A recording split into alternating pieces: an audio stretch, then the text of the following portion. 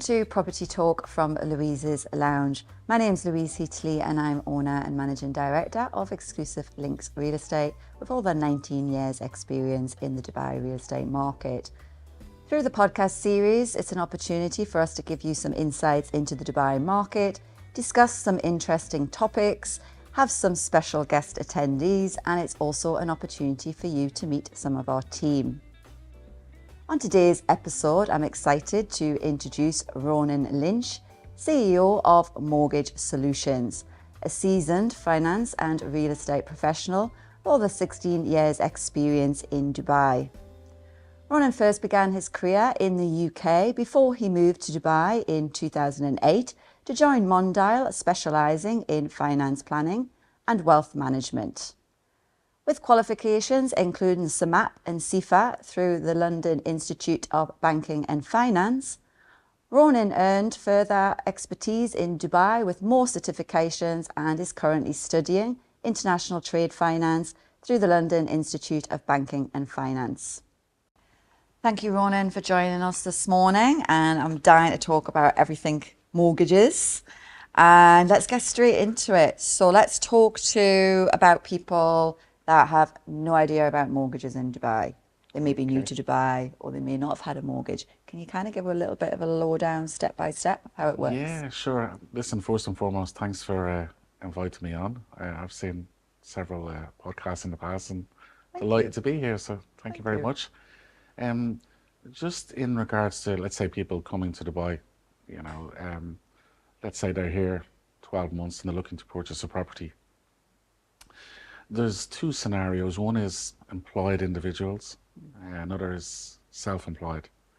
Just on the employed scenario, standard kind of process is you would need 6 months, theoretically, in employment, 6 salary credits from your employer.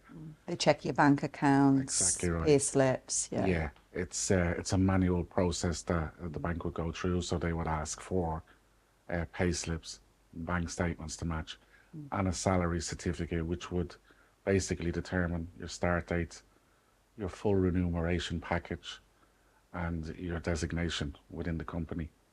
There is occasions where you may be relocating from a different country to Dubai, and the company may already be set up here. All right, so you actually move within the same employer. Exactly right. At that point, obviously, you would not have 6 months bank statement showing, 6 months pay slips showing. But we could. There is some lenders out there that will do 1 month. Because they'll take into consideration the previous employer. So let's say you're working for the company for 5 years and you've relocated to Dubai. Your length of service now is only 1 month. We can show one salary credited in your account, pay slip to go with it. And then we would get a salary certificate from the employer just to state employment started several years ago and so forth. Have you noticed a lot of that? Because with the remote working and people moving to Dubai, has that situation increased a bit? Absolutely. And what we kind of found in the past is, the past few years, is a lot of people kind of relocating to Saudi, because Saudi is obviously emerging. But we were also seeing the other way, people coming back from Saudi that would have a company in Dubai and maybe were relocated to the Saudi office for a few years. And, as soon as they want to come back to Dubai, they're familiar with it. They want to straight into buying. Absolutely, they want to. They obviously the rental is so expensive, so they're thinking, well, it makes sense to buy, so why not? Mortgages are actually cheaper monthly installments than in the same property than what you'd pay rent. Oh, absolutely. Yeah. And it's probably one of the rare markets in the world that you can actually do that. You look at other markets around the world, when you do the numbers, you're probably talking 55-60% loan to value to hit that break-even figure, rental stroke mortgage payment. Here you could take a 25-year mortgage and 80% funding from the lender, and you're still quids in. Yeah, absolutely. So it does financially, it makes sense. If you've got a medium to long-term play, You know, I think it makes perfect sense. Mm. The other thing is sometimes people, historically, when coming to Dubai, maybe they were here for 2 years on a 2-year contract, and we're not quite sure. And then all of a sudden, before you know it, 5, 6, 8 years passes by. Came for 1 year, 28 years You know, later. and Dubai does that to It you, and does, it it does. It creeps up on kind of you. crawls you in. Yeah, if you think back, you know, and when did I couldn't have been 7, 8 years ago. It's just gone, it goes Yeah, so fast, yeah, you it know. does. So, you know, financially, the other thing is, you know, financially, if you have an asset, a property here, and you are paying down the mortgage, it's part of the bigger picture. Later on in life, Mm, you know, you could potentially rent that property, mm, get retirement income from it, or yeah. sell the asset, It's not and just a short-term thing, absolutely, it's a long-term it's a gain bigger that's picture. So following it. it's kind of what we would refer to as kind of a financial planning Mm, aspect to which is your owning property. background from, Yeah, and yeah, wealth yeah, management yeah, and yeah. stuff So like you're that. thinking not just now, the Yeah, mortgage now, it's kind of a yeah. bigger picture. No, absolutely. Yeah. What else does a employed person need? Is it just the 6 months? What else do they look at on So documentation? yeah, so how a bank will assess you on their affordability, which is quite really key to the process for people Yeah, to understand. I always try and talk yeah. people through this if they don't Because understand they it. may want to think about buying and might never have actually looked into it and then actually might realize they can. No, absolutely. So, And sometimes maybe they would be a bit reluctant to reach out to an advisor because they think they're obligated to, you know, to mm, move forward. Not the case. mm, I mean, I love people coming and asking questions and doing a bit of homework, and, you know, sometimes they come back to you a year down the line yeah, when they have everything lined up and say to you, yeah. okay, So you can give them that advisory, educate them, actually absolutely. talk them through it Yeah. before they actually go, yes, okay, let's do this. Yeah, Yeah, you yeah. mentioned a really great word, education, And finance. what is the affordability criteria? And Yeah, small detail, I'm sure it's quite complex, is it? yeah. So I mean, the basic rules surrounding it is 50% of your salary should cover all your liabilities. And I'll go into liability, what a liability is now Mm, from a lender's perspective. Right? This is from the bank's perspective. So they would look at things like, have you got a personal loan? mm. Have you got a car loan? Okay. And what would be your mortgage payments? Credit cards included, Credit cards is things a great like one. that. Um, Any debt, yeah, basically. and there's Yeah. a misconception on credit cards, and this is really a good point to cover. So, people in Dubai may have credit card limits of 50, 100,000, 150,000, whatever. If you have a good employed position within your company, banks are famous for increasing your credit Mm, on credit cards. Now, not always would one use credit cards to accumulate debt. Why? It's the most expensive form of borrowing, so it's not prudent to do so. mm, But a bank, knowing that you've got a good salary, you know, would say to you, here, 50,000, 100,000, you know. mm. Now, when assessing for affordability on mortgages, okay, typically a lender will take 5% of the limit, not the balance, Okay. the limit. So let's say you have 100,000 credit card limit. Bank will take 5,000 dirhams as a figure when assessing your affordability. Right. So that will go into part of the liability amount for the Absolutely. 50%. Now, the probability is you may have 1,000, 2,000, 5,000 spent on the card. And it's a general consensus that people say to you all the time, oh, Ronan, I have this limit, but I never use it. I've got zero on my thing. Mm. So, Still going to take it into absolutely. account. So, when we do the numbers and the figures to check the affordability on there, we say to them, listen, just reduce the limit. You know, they say, no, I'll cancel the card. No. Why? It's difficult to cancel a credit card, believe it or not, here in Dubai. Mm. And the banks take forever to do it. And it may take weeks, months for it to show up Mm. on your credit report. So the best thing to do is just reduce Reduce the it. limit Get that down. Absolutely. 5% To where the smaller. numbers fit. Yeah. Another really valid point I want to throw into the mix just on that is although a bank might lend you at a rate of, let's say, give or take 4-ish%, okay, which is current day rates, they will stress test the affordability at maybe 7.5, 8, 8.5%. Okay, Okay. so let me just run that by you again. So when assessing affordability, the interest rate that they'll offer you, okay, could be 4.5%. But on the affordability calculator, they are stress testing this rate Okay. at 7.5, 8, 8.5%, Giving depending themselves a on who the lender bracket. is. Exactly right. So what they're basically saying to you is, bank is all about underwriting risk. Okay, effectively what they're saying to you is, if interest rates were to double, You you can could still be still okay. afford your Okay. mortgage. Now that's another one that, Have they always done that, yeah, Ronan? Oh, have absolutely, they? yeah. Okay. And that's another one that people would not be aware of. So a lot of the time people will go on to maybe affordability calculators or mortgage I calculators. can pay the 4%, but Exactly. not if it's And 8%. yeah, and Yeah, then when they come to you, they're bewildered. They're thinking, how on earth is, no, I've checked. And I say, no. yeah. So when you talk them through the different stages, and the credit card will be another one, then the penny drops and they go, ah.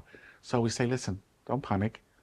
There's different lenders out there that use different stress testing rates, which you obviously would not be aware of. So it might be a scenario where they want to use bank X, but we're saying, actually, you can only use bank Y because it fits on their affordability. Yeah. So this is obviously where the broker, the knowledge, and the value comes into play when, Yeah. when chatting with clients. How to your knowledge of all of the banks and all of the systems and how people it's like us matching the people with the property. You're doing Absolutely. exactly the people with the banking. So just before we'll come back to the self-employed because I'm sure we've got our audience self-employed Sure, yeah, that want to absolutely. go through that. But just that we've touched on the brokerage services. So apart from that, what are the reasons to go to a mortgage broker and then particularly yourselves, Ronan? For residents in Dubai, number one, I don't charge a fee. Okay, so the service that I give is free of charge. Okay, the other thing is I've been here 16 years.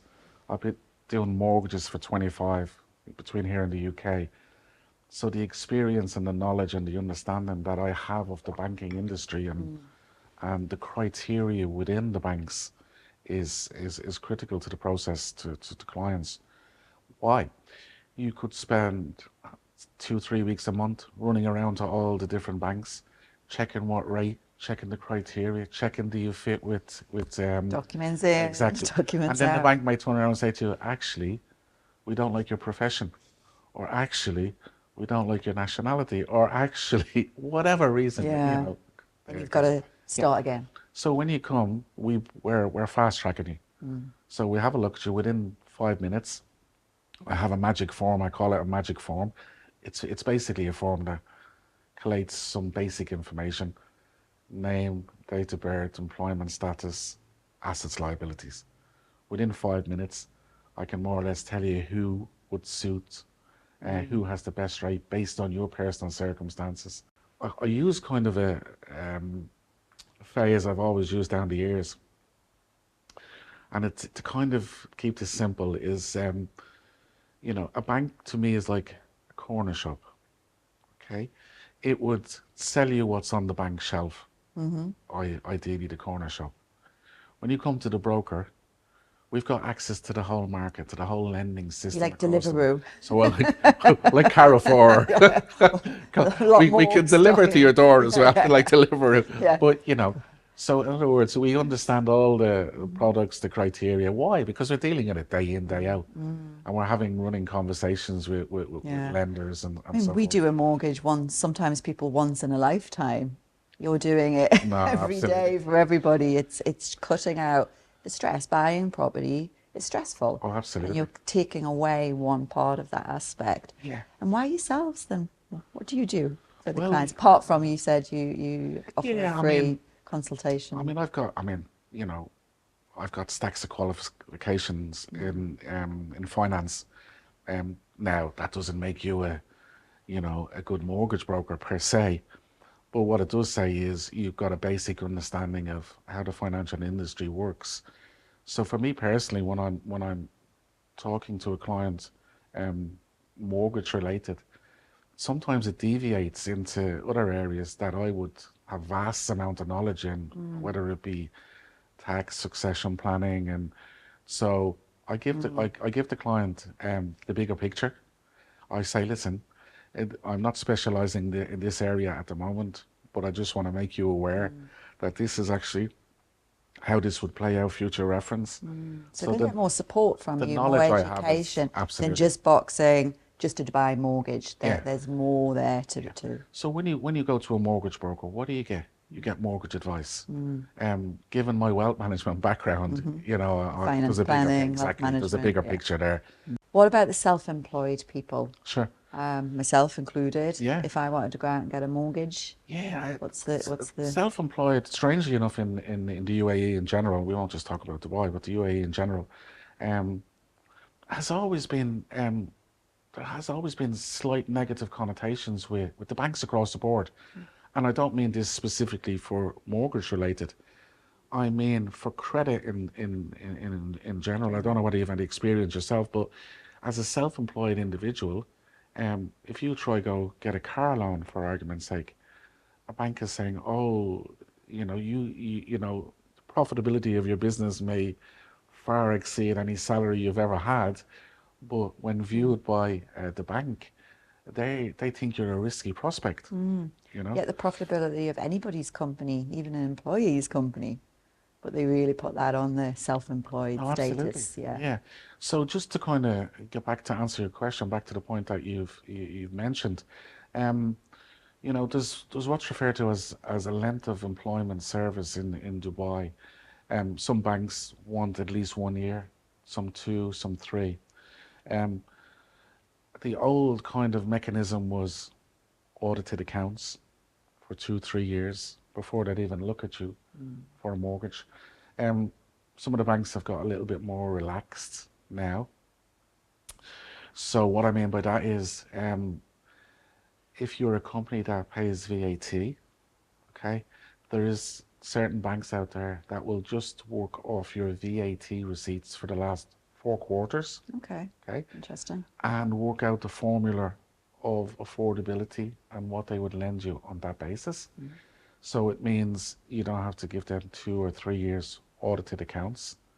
And if we kind of rewind the clock back to pre-VAT times in Dubai, um, it wasn't common practice for companies to have audited accounts because there was no tax implications of doing so. Now it was good, in housekeeping to have, accounts. But some companies, because there was an expense attached to having an accountant and producing books every year, didn't do it, or they were maybe family related businesses Yeah. where, it was all the family that was running the They've business not come anyway. from the background of Exactly. tax and they've been in Yeah. Dubai and it's like it's not necessary. Yeah. So, there was no emphasis on there. VAT really changed that when VAT at 5% came in.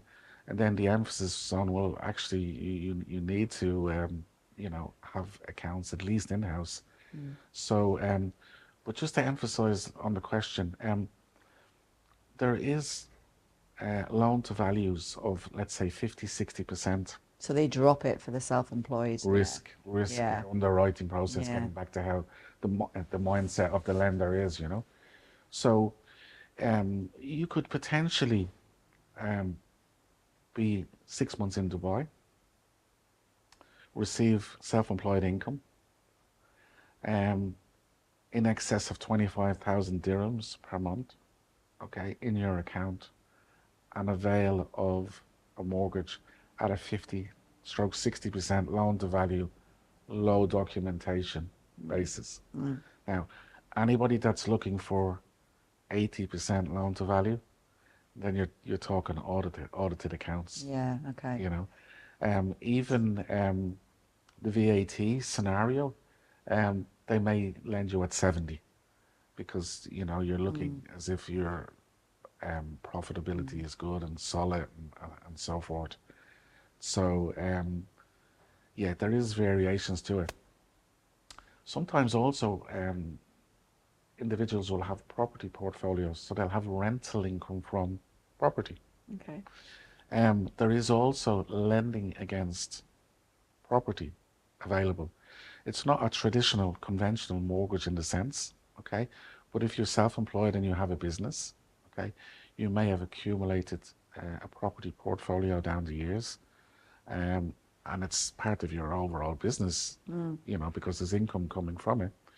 Um, Providing a bank can see, tenancy agreements, copy of the checks, and the checks going into your account, they can lend against that. So this is going into equity Absolutely. release. Okay. It's referred to as a loan against property, Okay. but they ideally want you to be self-employed for at least 2 years. Okay. This is only for self-employed individuals, or they'll Mostly, also yes. do Yeah, this no, with no. employed? Mostly Okay, so it's self-employed yeah, have that yeah, opportunity to yeah, get the mortgages based on absolutely. income from other So if I properties. was to say to you, there's rules, central bank rules, framework, and that's more around a regulated mortgage process for employed individuals, salaried individuals, how much they would times income they would lend you, and so forth. It's a bit straightforward, is it? Yeah. Absolutely.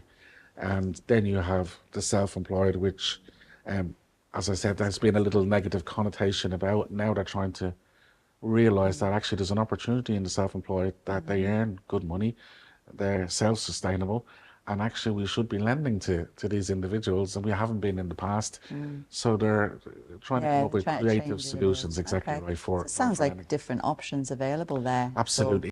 you mentioned there about obviously the UK market being different, and going back to mortgage solutions and what you do you help people maybe who have UK property Yeah, and so to get yeah, mortgages here based on their UK? Is there something yeah. that you So do? when I came out in 2008, I was in financial planning, wealth management, and I had a mortgage background there from the UK. It was actually Lehman Brothers in the States, going belly up, which brought me to Dubai initially. 2009. Yeah. I know when you think back, it was an eternity ago, but Yeah, long time. but um, but mortgage-backed lending literally stopped overnight in the UK. It was like the light bulb just going off. Banks stopped lending. So I had financial advisor qualifications. People said to me, Dubai is on the radar. They're looking for financial advisors. Go check it out.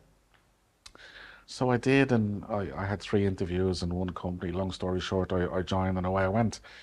One of the first issues the CEO came to me with was, one of the clients had purchased a property in the UK, but was struggling to get a mortgage. Now, financial crisis had hit at this point, so banks stopped lending. So I said, he said, oh, we've tried brokers in the UK, we've tried everybody. It's impossible to do. So me jokingly, with my Irish sense of humour, I said to him, well, why are you asking me? He was like, no, no, no, you've got a background, just seeking you help the client. Effectively what he was doing was trying to pass the headache over to me. I didn't mind. Challenge, here it was. I Take thought, it. let's go. So, and I mean, it's amazing what has kind of evolved from there. But a long story short, the client was in negative equity because market had dropped in the UK, but they were trying to get their children home status for college, and for that they needed to have an asset in the UK, which they had not got. So they needed to either pay cash for this or get a mortgage, and they hadn't got cash. I ended up obtaining a mortgage for them in the UK, which the client was very, very pleased about, and bless her, she kind of stood on the roof and jumped up and down and said, you know, Ronan's amazing, how he done. And probably part of Mortgage Solutions is down to herself to this day. Still to this day, she still refers clients into me. Just going back to something that I want to ask about for Yeah, myself as please. well, fixed rate Sure, mortgages, and then it changes and the monthly import increases, the monthly sure. Yeah, installments yeah. increase. Is there anything you can do about it? Do you literally have to go and change your mortgages again? Can you renegotiate? Yeah, I So I mean, I think a love the lot of people have question. seen these hikes Yeah. over the last 12 months in particular. I love the question, Louise. Banks here, um, although we work off what's referred to as EBOR, Emirati Interbank Offer Rate, something like the Bank of England base rate, the Federal Reserve in their countries, is an Emirati Interbank Offer Rate. So we work off EBOR plus margin as a follow-on rate. Now, let me explain this to you. So let's say you have a fixed rate of 4% for argument's sake, and it's for 2 years, 3 years, 5 years, whatever the case may be. It will come a time in the future where you have to go on to the default rate. The default rate would be EBOR plus margin. So when you're looking at mortgage illustrations, it'll be itemized on there for you what a follow-on rate is. In addition to that, a bank may have what's referred to as a floor rate also in that deal. The floor rate is basically the rate that it cannot go below. So if interest rates came right back down to, let's say, a 0.5% where they've been for 12, 14 years, and EBOR dropped through the floor rate, it would not go below that. Some banks put it in, some don't. It's all in the illustrations that we give to So you clients. would benefit on that drop in interest. You'd actually still Absolutely. be higher than that. Yeah. I mean, the obvious question is, do you think interest rates are going to fall below that in the future? Well, that's another story we'll come to, or a question we'll come to later on. Okay. So the fixed rate scenario, if it's a 2, 3 year, 5 year, at some point in the future, be it 2, 3, 5 years, you would come to the end of that expiry date on the product. Now, the suggestion is you ask your existing lender what other fixed rates they have available, be it 2, 3, 5 years, okay? And you would check, obviously, the rate, costing and stuff like that involved. Do you have to do that before it expires and not leave it till after? Yeah, the generally? suggestion is usually 3 months out, start Yeah. engaging ends. your relationship manager. Yeah. You know, Getting ready for that change. absolutely. I mean, also you find that sometimes they're a little bit slow to respond to you. You What know, are you asking for? A new exactly product? right. Yeah. You know, they're all about new business, but servicing existing businesses, you know, let's them just say it's a time. little bit slower, you know. But so, you know, engage them 3 months out and see can you get a response. See will they offer you a new product. What's the alternatives if they don't? You could have a look, you know, at comparables from a broker or from websites and stuff like that. See also what Go other on to options. another product at Absolutely. another fixed rate with Yeah, another with bank. with an alternative lender. What's the cost of doing that? Should you be forced to switch lenders? So the maximum any lender can charge you, exit penalty wise, in the UAE, is 10,000 dirhams, or 1%, whichever is lower.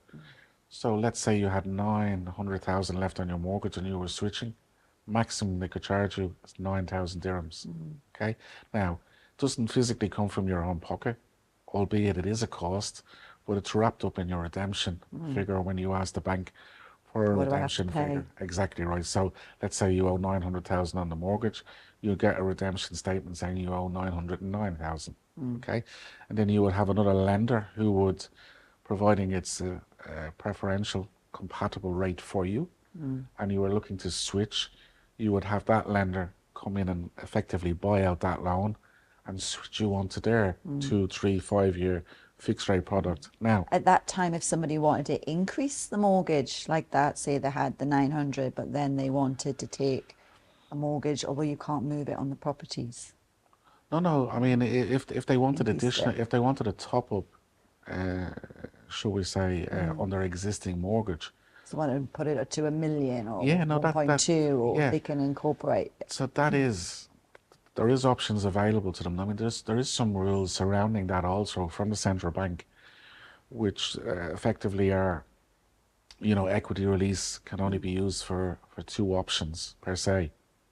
One is to maybe refurbish an existing property. So let's say you had 900,000 and you wanted, I don't know, put a swimming pool in for argument's sake, and you needed 300,000 to do that. You could effectively put that on your mortgage, providing you provide the quotation, you know, from the contractor to say it's going to cost you 300,000. Then a bank will fund your account with the balance of This funds. is putting value back into that property. Yeah. Absolutely. The other option that's available to you as per central bank rules and regulations is you could actually use that as a deposit to purchase additional property. So there's two scenarios there just to cover them. One can be, the money can be used for refurbishment of existing property, or two, it can be used to purchase additional property. Now, as suggested, there is some rules surrounding that. Sometimes they may insist on paying the third party let's say you're buying from a developer, They or want to be sure of this. that the money is going where it's Can't just it's say going. this is what I'm doing with it. Off you And then go. head There's off to going to Vegas be. and You're gonna have to. You got to go follow through. yeah. Yeah. So there is some checks Is around around that. that. I mean, there is the odd lender that you know may deviate slightly from that, but that you'd have to come and talk to us about that. Exactly. You're not going to name all the Not to, we products or would all of it no. right now. Of course, you have to speak Yeah, I to mean, we Ronan. would have access to options. You'd need to come and So speak to this us is a about it. question that I think everybody wants to know out there, because right now, again, our primary sales are still above It's the, buzzing, the the off-plan market, isn't secondary, it? still up Absolutely. there. Yeah. Exactly. Question we get asked a lot as well is, what are the if Yeah. mortgage options on off plans? Somebody wants to get in, want to put their 10% down, there's installment plans. Is there anything out there that's going to help them with those installment plans? I mean, this goes back to central bank rules and regulations again, and this, central bank will dictate to you that theoretically you have to make a 50% payment plan, okay, over the duration of the off plan. So if that's over 2 years, 1 year, 3 years, whatever the case may be, you would need to fund 50% from your own pocket. And then at handover of the property, you can fund 50% in regards to a mortgage. Okay. Now, looking at the market, I'm quite surprised that I see some lenders falling in line with this. Sorry, some lenders, sorry, wrong word. Some developers aligning with this. Um, and I'm, for the life of me, I don't understand why more don't do this, because They want the funds right up through the yeah, I construction mean, phase. some of them will do Excuse me. 80%, 20 a handover, Yeah. 90%, 10 a I mean, handover. they're actually getting to the point where they're not good handover Absolutely. plans, post handover. Yeah. Yeah, they're wanting all the money up Yeah. front. Yeah. So if you make it as easy as possible for a client to get into the product, they're more inclined to do so. So let's say it was a 24-month build, and you done 5% a quarter or something to that effect. Yeah. So in regards to developers, I mean, the suggestion, just from my observation, should be to make it as easy as possible for a client to get into their projects. And during the build stage, whether it's 24 months, 18 months, wherever the case may be, if they were to spread the payment plan structure over that period, and then at handover of the property, a bank could come in with a 50% mortgage. It would make. But nothing before the 50%, nothing No. before the handover. I mean, there has been suggestion in the past that the likes of Emar or Nikhil could do something. Well, it never really came to anything. The reason being is, if you're applying for a mortgage today, it's based on your present circumstances as of today. If 2 years down the line, we have a change in circumstances, the mortgage that we offered you today may not be available in 2 years' time. So it's difficult to, Preempting. Get that? yeah. And, there's a lot can happen, obviously, in that 2 year period as well. So banks tend to shy away from it. Yeah. The reason they were looking at kind of Emar and Nikhil was tier one developers, strong financial background, maybe semi-government backed and stuff like that. So they had more confidence in those type of entities. Lesser developments, absolutely categorically no chance. I was going to say, like, people who are buying the likes of EMA, the bigger developers, the known developers, maybe on a 50-50 plan, for example, or whatever it might be, and they do want to avail a mortgage, it's pretty much. So if somebody did have an unknown developer who could be a little bit more competitive with that post-handover payment plan, and say they did offer 50-50, any assurances for that individual client that there will be mortgage options on completion? No, absolutely not. And it's down to personal circumstances at that time of handover. And that's kind of Crystal ball. yeah, and that's the issue why, it's not available, should we say, today for something 2 years down the line, because we just really don't know what will happen in 2 years' time. I mean, if you look back through history, I mean, who'd have thought COVID and all sorts of things would have, Yeah. we What just, happens this year we is just, different next. exactly, Yeah, we no, just for can't sure. predict. But I mean, just to summarize again, I mean, 50% is available at handover, okay? And also, we have some clients at the moment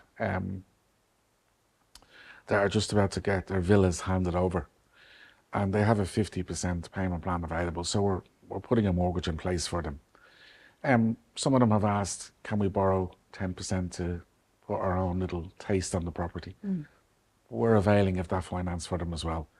So it's not as if 50 is The set amount, exactly, okay, you could actually go more. absolutely. Okay, Once we and have put it into the renovations, correct. the Once we have it pool. justified, because Yeah. what you'll find on a new villa is, it's builders finish, developers finish. Yeah. You might want to change the color scheme or whatever the case may be. Landscaping, Absolutely all of the right. above, yeah. And so we can, and the majority of the time, luckily for the last several years now, when handover has come, there's equity in the property, even to do that. So some of the villas that are being handed over now, there's substantial equity in them. So clients are really happy that they've done very well with their investment. And by even taking 10% out of it, it's, the Yeah. quid's in. Yeah, absolutely. They're still in that Yeah, the good quid. profit Absolutely. stage. So I want to talk a little bit about the interest rates, a little bit about the history. We will ask you to look into your crystal ball and see what you think. Sure. I mean, I'm looking back. I've been in Dubai since 1996. I'm trying to think the first year I got a mortgage way before I was in real estate. I'm thinking it was like 7%. They were high in the first stages. Well, no, it would have to be, excuse me, after 2002. But it was early Yeah, I mean, who 2000s, was your yeah. first mortgage with? Was it HSBC or I somebody? can't even remember. Yeah. It must have been around the 2002, 2003, just when they opened the market to the expatriates. I was straight in there. Yeah. I wanted to buy something, and I got a first mortgage. It was high, the interest rates. Well, I mean, there was lenders in the market, not actual banks per se, but lenders, Tam Lack, Tom Wheel, who were, it wasn't unusual to be offering 9.5, 10.5% Actually, you have reminded back me. in I the think day. it might have been Tamwheel or Yeah, Amlac. They were the two, weren't back in they? the day, Yeah, And when I came to Dubai in 2008, market was starting to change again, and clients used to come to me and say, Ronan, can you get us a cheaper option? And when I looked at the 9.5 and 10.5, I was thinking, wow, that is expensive. And some of the rates I was getting them then was like 599 fixed for 5 years, and they were like Amazing. market leading rates, and everybody was like, wow, you can get me that. When you think now everybody's going, well, actually, can you get me 4% off? But We were happy back then, yeah, absolutely. compared. But and just another point I want to mention, Louise, while we're on that topic, is actually exit penalties back then was a standard probably 5% Of the amount owed. of the amount owed of the They're not mortgage, about borrowed not or of the amount owed. the amount owed. Okay. So so let's say you owed a million, you were paying 5% exit penalty. So what was actually happening was people wanted to switch but didn't have the capital to switch. Now, if we look at where we are today, as mentioned earlier, 10,000 dirhams is the maximum any lender can charge you. So we've moved from 5% to 10,000 dirhams, which is a consumer protection, Huge. Yeah. was a good benefit move. to central bank, stroke RERA, whoever has encouraged them to implement this. For me, it's consumer protection, and Yeah. it's a step massively in the right direction. Consumer choice as well, to be able to move around absolutely. and keep the circumstances. Yeah, there and was so many change. people that were caught in that trap. And the market, if you think back then, was not regulated the way it is now. People were purchasing with very little paperwork. We haven't got the professional services that we have now today to tie up your property purchase, stroke your mortgage, stroke your conveyance. A lot of stuff was done, if you remember, on the back of fag packets, as they say. It's very immature market. Absolutely, It's a new market. totally. They're lending to non-nationals and opening that up. Yeah. Totally. So rates have come right down. Okay. What's the lowest they've ever been? We have got 2-ish% for clients, you know. What, Um, still now? no. No, I mean, no. Previously, yeah. the best rate you get in the market at the moment will be at 3.85%, 3.89%, 3.99. It'll vary with different lenders. There will be caveats attached to that. Might be a salary transfer or something like that. But as I said, all banks have different criteria, so it might not fit everybody. But around the 4% is the Got sweet that spot quality. for fixed rates at the moment. Okay, and Yeah. where do you see it going in the future? Um, I mean, again, this is opening to yeah, no, I the mean, historical ups and downs of it. How does it get affected, and yeah. what's going to happen? As you can understand, I'm doing this a little while now, a few years. We So I've just seen, whatever you say, we'll bring you back, and yeah, we'll say, "Do you know well, what you please said do, on this please do. episode?" And I we were stand by, right, or I stand by exactly what I say, 100% as no? It's always. very much no crystal balls here, But but yeah, no, I mean, I have running conversations.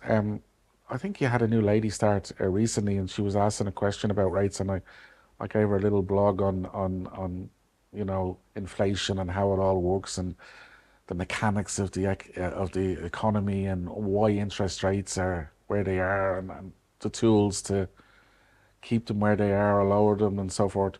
But the big issue is inflation with interest rates. What is inflation? It's the cost of goods and services. We look on our table, coffee, let's say coffee. Coffee can come from any part of the world. It might be $1 today. If it's $1.05 next year, inflation's gone up 5%. Central banks around the world use interest rates, okay, as a tool to keep inflation at a minimum, if possible, for the wider economy. Not for mortgage clients, for the wider economy. Okay, why? Because the cost of living affects everybody in the world. A mortgage will affect homeowners or property owners, where inflation affects everybody. The other issue we have is the uncertainty in various countries around the world, um, and that's usually connected to oil prices. So if 18 months ago, whatever the case may be, we seen an issue with Ukraine and Russia. What happened? The oil prices spiked. This was the start of inflation going through the roof. What followed? Interest rates spiked. Now that the world economies have been trying to increase interest rates to lower inflation. The Federal Reserve, our currency dirham is pegged to US dollar. So we're correlated to US Fed rates, Federal Reserve rates. So all the end of last year, the general consensus was we're going to decrease interest rates early next year. The amount of clients that came to me, historical clients that I have on my books for many, many years, that would have existing mortgages, that said to me, Ronan, when is the rate going to come down? What's going to happen? The crystal ball scenario, da da da da. I'm sitting on the fence. Okay. My suggestion to them, and some of them didn't believe, but do now, at the time was don't sit on the fence. Take whatever is on offer, fixed rate wise now. Okay. Why? Exit penalties are very low to get out of it. Okay. If interest rates go the other way and actually increase, okay, you're caught in that yeah, spiral, yeah, okay? You can't, if you come out for 10, but rates are rising. So they're saying, oh, inflation. I said, to me, inflation is not where it needs to be at the moment. Economies around the world or governments around the world, specifically when presidential elections are coming into play, they are economical with the truth and tell you sometimes what you want to hear, but it's not always the truth. You have to kind of read between the lines with them. To me, inflation, is still a bit stagnant at the moment, and I wouldn't bet against interest rates creeping up. yeah. A horrible example of this, Louise, is there was a small bit of conflict with Iran and Israel recently. okay? The next day, banks start putting up interest rates, okay? The conflict has calmed down. They haven't reduced the interest rates. Actually, since then, some of the banks have still increased further. So the increases are there, but the Yeah. decreases take a lot longer to. So what a bank is trying to do is trying to factor in what's going to happen next in the market, how their treasury department don't get caught. I'll play it safe. Absolutely. So they're more likely to increase and be wrong than decrease and be wrong, because Yeah. why? It's a cost to the bank, and somebody's going to be in trouble because it could be a massive cost to the bank. So to answer your question, I see interest rates hovering around where they are. There won't be much movement, whether it's up or down this year. It could.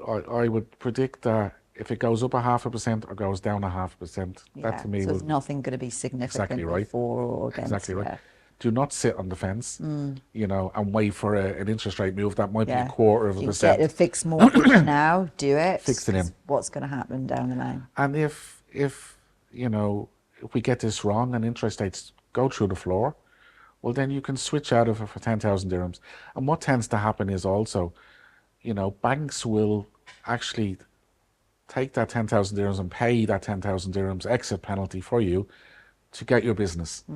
So that won't even be An issue for exactly anybody. right. Yeah. So you've got more flexibility there than staying in, letting the interest rates go out, and not You having can't. your 3.99 for Absolutely. 2 years, 3 years, 5 And years. you can't go anywhere Yeah. then. You're caught Okay. physically. Busy times ahead for you then, if everybody Yeah, kind of absolutely. revisits that mortgage right now and Yeah, no, absolutely. gets And into another fix. obviously, not everybody totally understands it, and you get that it's not straightforward. It can be complicated as well, and you're kind of looking at Bloomberg and trying to read between the lines there, which is a conundrum in itself. It's not the easiest to do, but if you think the cost of living is increasing, okay, that's The a interest sign of rates. your interest rates increasing. Yeah, absolutely. I Okay. mean, the petrol's gone up, I think, 3 times Absolutely. this year so far. Yeah. Yeah. And just on the petrol and the oil, everything that comes to our table is either by air, land, or sea, fueled by oil prices. So, inflation, it's controlling the cost of living. So central banks want to control inflation, so they'll keep interest rates at that level for a period of time. And what it also helps, on the flip side of it, it helps with people that have savings, or maybe pensioners that have savings and stuff like that. They get a better rate of return in the bank or in the financial institutes for their savings if interest rates are higher. Okay. So sometimes it's a balancing act. It's 2 sides of a coin Absolutely. sometimes, isn't it? One time it's this, but then you've got that favourable. Governments are not all about property owners. They're Yeah, about yeah, the wider yeah, economy. yeah. That's the responsibility they have. Absolutely. So that's why they play that kind of balancing act. Well, thank you very much, Rona. Oh, listen, my Very pleasure. educated. I mean, I have a mortgage myself, but still I have learned a lot today. Is there anything else you would like to add, or any advice out there you want to share? Yeah, listen, I think, a lot of the questions still come through with, should I rent, should I buy? You know, um, I always use the same analogy when clients come through for this. What I say to them is this: if you have, I mean, Dubai is a million miles from where it was 10 years ago, and Absolutely. it will be a million miles from where we are 10 today in years. 10 years' time. The confidence that has come into Dubai the last 10 years, as you know yourself, is phenomenal. We could sit here all day talking about it, what they've implemented, and it's one of the safest economies in the world by far to bring up children and alike. What I'd say to people is, if you have a medium to long-term play, buy. If you have a short-term play, rent. Okay, why? No matter what happens in that market, if you have a short-term play, you have no time to recover. If you have medium to long-term play and market does come down or correct itself, okay, number one, you're paying off amortization. You're decreasing your mortgage, okay, and you have time to recover with your property. Whereas if you buy short-term, 1 to 2 years, 3 years, and market drops. If you have a quick exit strategy and Exactly something right. changes, that's where it's very high risk. It depends your appetite of risk, I suppose. but Exactly right. Okay. So that would be my kind of suggestion on there. Okay. And don't sit around for an interest rate drop, because it might be later rather than sooner Well, that you comes said through. maybe a little percent, but you never know. Yeah, It, but it and might go the it's other way. on a depending on the value of the mortgage, on a million dirham mortgage, it's going to make a tiny bit of difference. If it's on a 10 million mortgage, then it will make a nice difference. But then the probability is somebody with a 10-year mortgage is not going to be worried about 0.25% interest rate Yeah, anyway. absolutely. They like the Anyway. property, and that's that. They want it, and away they go. Why? Because probably in 10 years' time, their property will have doubled or whatever, or even when you look at the buy data, maybe tripled, and the quid's in anyway. Yeah, absolutely. So Well, thank you very much. You have certainly educated our audience, I'm sure, and you'll have missed a lot of calls through this the episode. phone But will be thank buzzing. you. But Your first podcast. thanks for having me. How I was really it? appreciate it. Yeah, no, excellent. Good. Thanks very We'll much. get you on again then. Please do. sometime in I'd the love to future. come back. Thanks again. Thank you Yeah. very much. Thank you. Thank you for tuning in to Property Talk from Louise's Lounge. We hope you've enjoyed today's chat. And if you have any questions for us, for Ronan, please do get in touch, or any topics for future episodes, do let us know. And I hope you tune in again soon. Thank you.